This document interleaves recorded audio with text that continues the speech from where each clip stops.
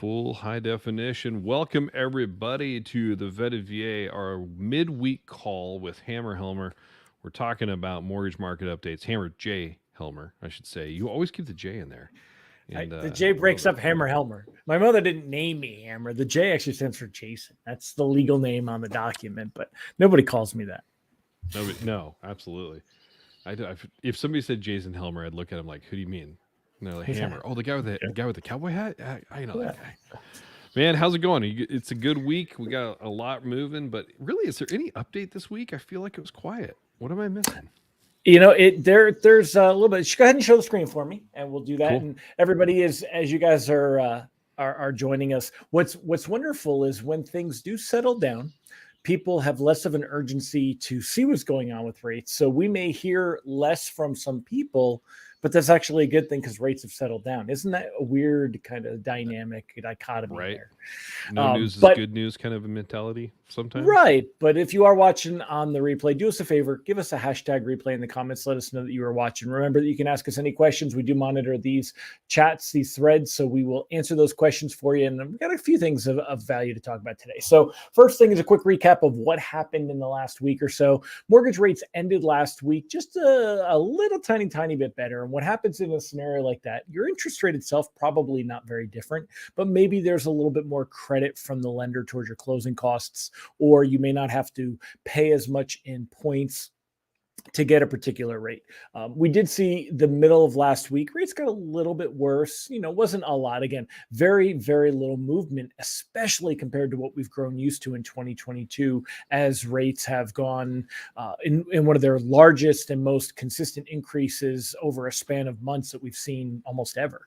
And then, so this last week, again, showing that rates have stabilized, that we are settling in. And that's good news for a lot of people that have homes being built or are out looking for homes right now, but haven't found something. You can have a little bit less anxiety that you're going to have to worry about, rates continuing to go up, because rising rates, they affect how much it's going to cost you to buy that home. And that's a lot to deal with. So we get that. They do. For this week, rates should again remain near current levels. We're actually seeing them get just slightly better to start the week, but I think we're close to kind of panning out. And I want to give you guys a little bit of the nuts and bolts of the technicals. What do we look at? How do we help forecast mortgage rates? So up on the screen here, I've got a fancy chart. This is called a Japanese candlestick chart. Each one of these little lines that you see moving up and down, some are green, some are red, that is a Japanese candlestick. And the reason they call them a candlestick is if we zoom in real tight and look closely at these guys, let me zoom in on one here, you will see that they look just like a candlestick. They have a fat body, and then there's usually a little part that's going to go up at the top. That's called the wick. And then if they have a part off the bottom, a thin line, that's called the tail. And the reason we look at a Japanese candlestick is it tells us how in this case, mortgage-backed security bonds, how they performed during a day, and if they improved in value or went down in value. And a quick education with mortgage-backed securities, these are the foundation of mortgage rates. Every lender will have a little bit of variation on how much they price above that based on their margins. But when these go up or go down, we generally are going to see interest rates go up or go down. And when mortgage bonds improve in value and go up, that's actually good for rates. When they go down, that's actually bad for rates. And you can see just this trend, and I'm going to move this into now a line chart, just a fancy line instead of all those candlesticks.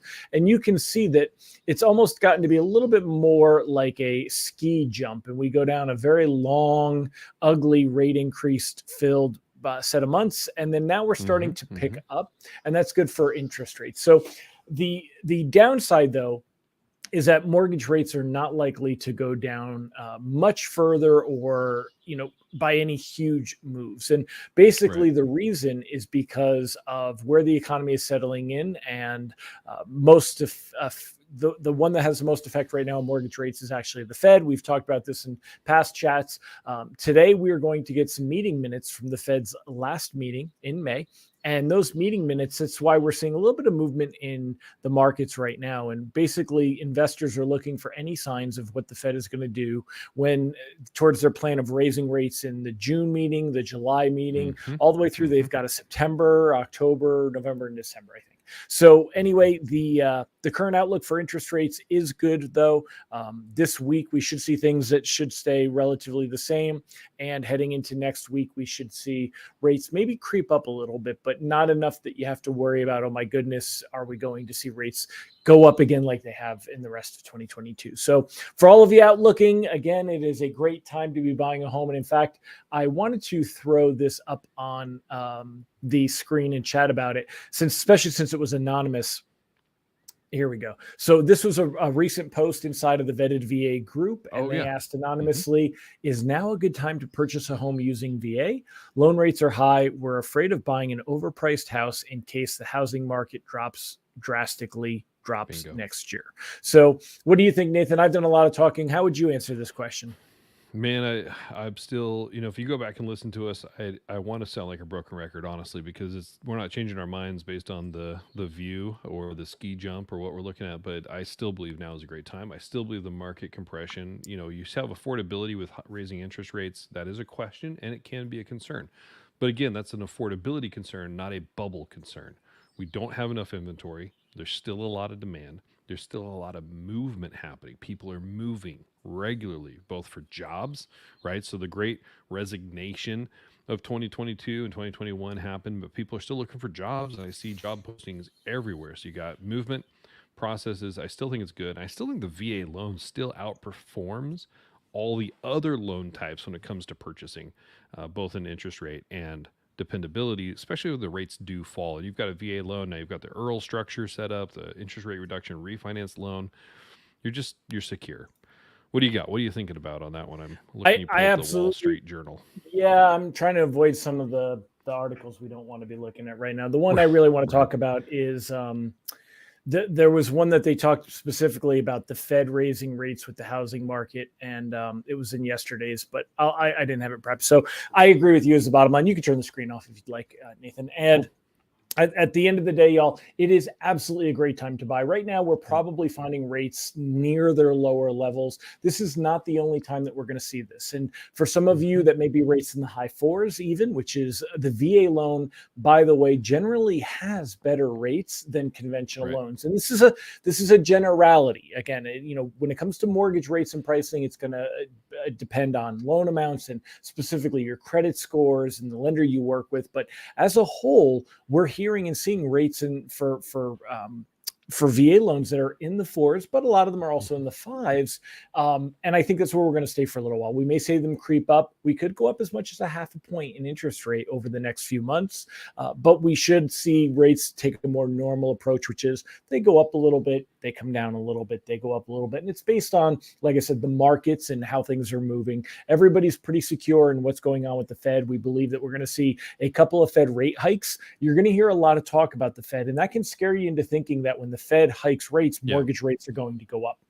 This has already happened. Mortgage rates are based on market performance, which investors have already priced in the expected moves by the Fed. What that means is when the Fed raises rates by 0.5 point, you're not going to see mortgage rates go up 0.5 point. That's already happened. In fact, if the Fed does what we expect, it could actually help mortgage rates stay stable or even improve slightly. So because investors have already reacted to the news, they're doing this months in advance. And that's why when they look for these meeting minutes like today at 2:00, we could see a little bit of movement in mortgage rates if you're talking to your lender, because investors are going to react to the meeting minutes that are released from the last meeting because they're looking for signs of what is the Fed going to do in the future.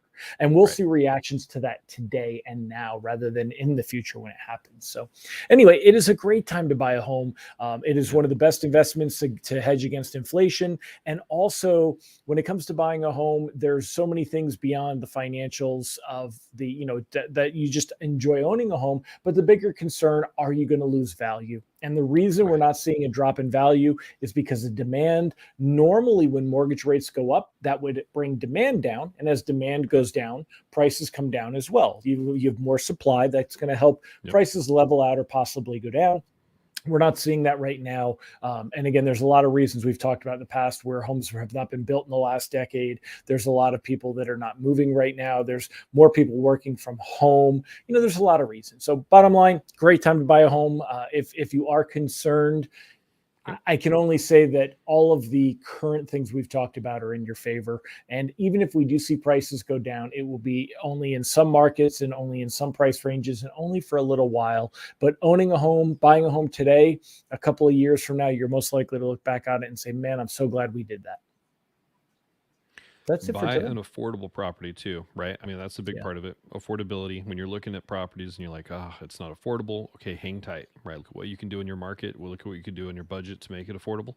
And if it's still not affordable, maybe look around. Look at emerging markets. Think about what's coming, not what's right in front of you, and try to get in that zone if you can, and now the flexibility. And if not, hang tight. You're okay. There you go. Awesome. Well, right. I mean, I think that's it for us this week, man. Awesome. Appreciate you tuning in. Take care. Bye-bye.